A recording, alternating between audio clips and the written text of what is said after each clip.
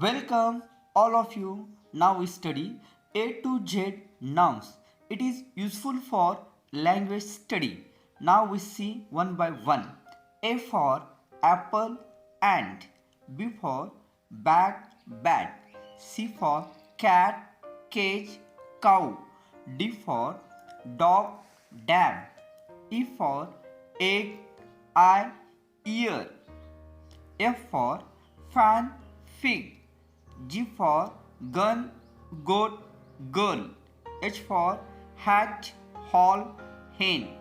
I for ink, ice. J for jar, joke. K for key, king. L for lamb, leap, lion. M for moon, mat, man. N for net, night. O for oil, onion, all. P for pen, pan. Q for queen, queue. R for rat, room. S for sea, sun, sun. T for tea, tree. U for unit, umbrella. V for van, van. W for wall, war. X for x-ray. Y for yak. Z for zoo or zebra.